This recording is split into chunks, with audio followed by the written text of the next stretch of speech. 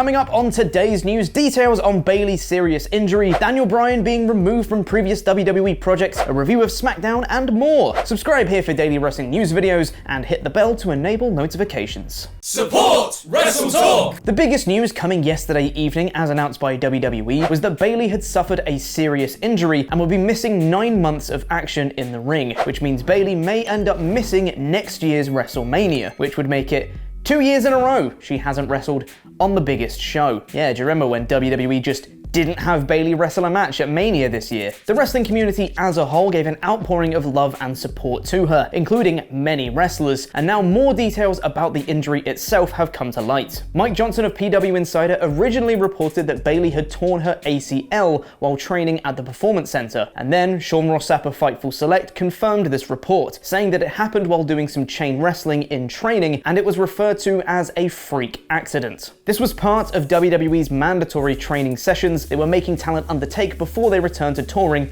on the road. Now, I know it sounds really easy to blame WWE for this, and I've seen people online do so, but it was a complete accident, and training before returning to the road is probably a good idea. Now, this is pure speculation on my part, but maybe Bayley's injury kickstarted a bunch of changes that were coming to SmackDown, with Tegan Nox and Shotzi Blackheart debuting on last night's episode, as well as Toni Storm being announced to debut soon. But according to the report from Sean Ross Sapp, some stars were quite frustrated by the lack of women on WWE's SmackDown roster. Two talents on the SmackDown roster were openly frustrated that the company's lack of depth left them scrambling to find an appropriate replacement, with one saying they did it to themselves, before noting that Bayley helped carry the company during the most difficult times and was known to be easy to deal with, despite more always being asked of her. Since Daniel Bryan's contract expired following his Universal Championship match against Roman Reigns on SmackDown in April, he's been mentioned quite a bit on WWE programming, which has led to speculation he could be on his way back to the company. However, according to Bryan Alvarez on Wrestling Observer Live, WWE seem to have admitted defeat and accepted that he's not coming back, as they're now removing him from WWE projects. I'm not sure if it's a video game or what it is, but one of these projects that involves, obviously, the wrestlers in WWE, they were alerted today that this person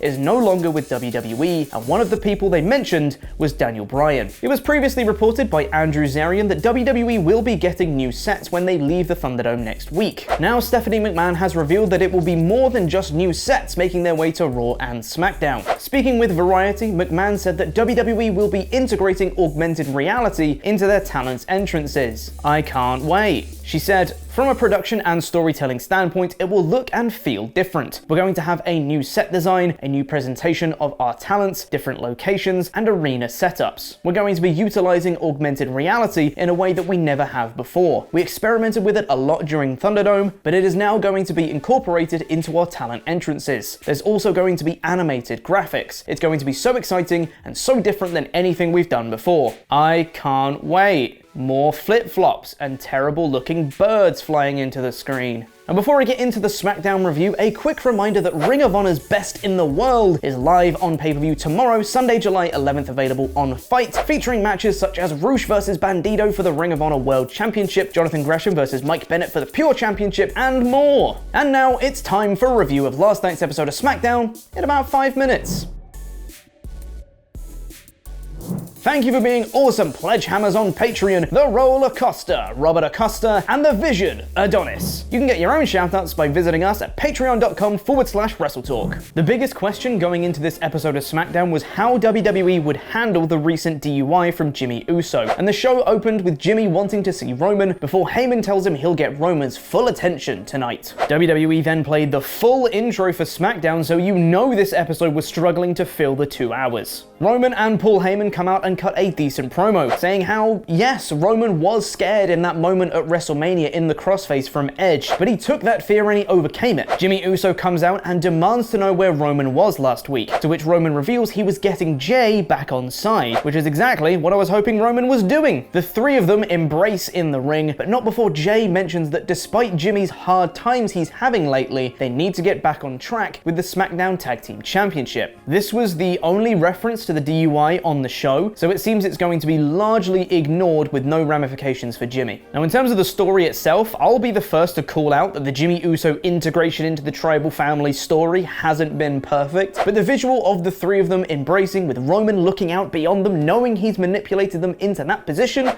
was pretty great. Baron Corbin cut a promo backstage saying he needs to win Money in the Bank because it's the only chance he's got to turn his life around. Corbin has wonderfully slightly grown out his balding hair and is continuing to grow his poorly maintained beard, and it really does emphasize this character's downward spiral. So naturally, in the qualifier for Money in the Bank against King Nakamura, Corbin lost. Big E was out on commentary, and E, McAfee, Nakamura, and Boogs were all ragging on Corbin, including the latter pair buying Corbin's car that was towed away last week. But don't worry guys, if you thought that this was an organic babyface turn for Corbin, it's not, because they still want you to boo him. Corbin attacked Nakamura before the bell because he's the heel, you know, and they had Big E and McAfee on the couch at ringside insulting Corbin's hairline for the whole match because they're the baby faces, you see. It makes perfect sense. Jimmy and Jey Uso backstage say they want to handle business before Roman has to. Ominous. Natalya and Tamina come out next saying they're going to be fighting a mystery team, which makes sense because who else are they going to fight on SmackDown? This led to the debut of the new team on SmackDown, Shotzi Blackheart and Tegan Nox from NXT. Wait, no, sorry, hold on. Just Shotzi and Nox. They've already single-named them. And it's good that, like, Shotzi Blackheart wasn't part of a tag team in NXT or anything. And look, I don't want to be too critical because I've said for a while that the way to fix the main roster's lack of women is to grab some from NXT because they've got loads. But the name changes, the lack of explanation of the team-up, the slow motion on the tank firing its little missile, it just made me go, oh, yeah, it's the main roster, isn't it? What did I expect? Nox and Shotzi won in a non-title match. Edge backstage says he plans to call Roman out to the ring tonight. Sonya Deville came out and announced Bayley's injury, but Bayley cut a promo to make sure she's still a heel and she didn't get too much babyface sympathy. She's very good at her job. So to counter this, Deville announced Bayley's replacement at Money in the Bank, Carmella, and that match now won't be at Money in the Bank and will be next week instead for some reason. Liv Morgan then comes out to rightfully say that she's been overlooked because Carmella doesn't deserve the shot because she beat her. And yeah, she's right. And then Sonya Deville takes a page out of Stephanie McMahon's book and verbally runs down Morgan, saying that if she was patient, she was about to announce Carmella's replacement in the Money in the Bank match, her, which means Morgan was only chosen to be in the match because Bayley got injured. What validation for her. What a moment in her career that could never be topped. Morgan changed her mannerisms and took on a very, yes ma'am, I'm sorry ma'am, I didn't mean to bother you, I'm so sorry attitude, which made her look like a chump. She tried to get some heat back by doing another promo against Carmella, but it felt a little flat after she'd just been verbally run down. Bianca Belair then came out, because this segment still isn't over, and said she wants to finish the story with Bayley and she'll see Carmella next week. Lot of heat going into that match. Paul Heyman backstage tells Roman that Edge questioned his manhood.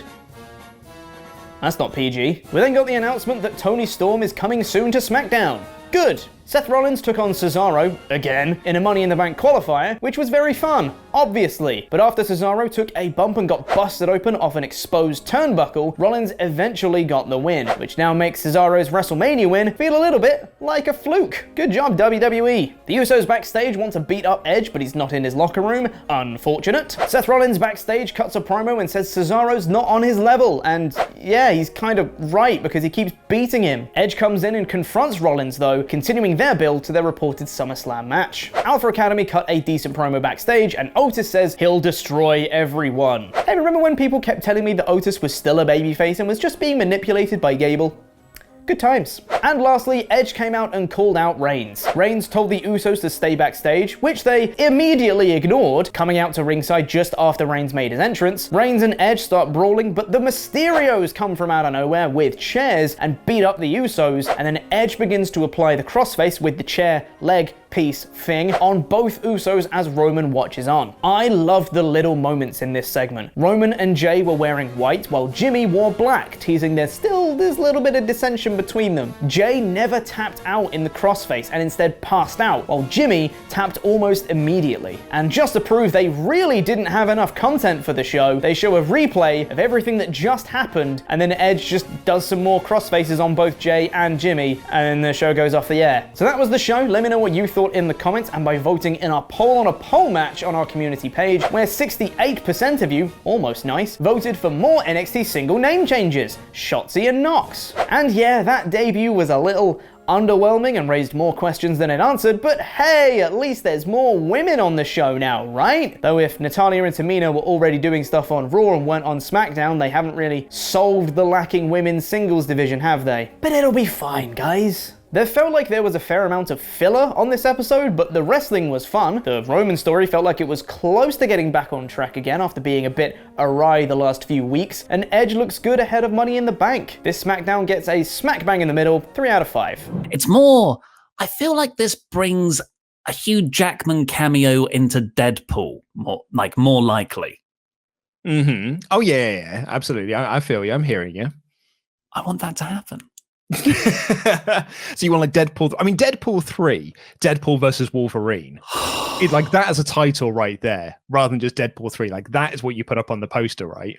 No, you put Deadpool versus Hugh Jackman, and it's not.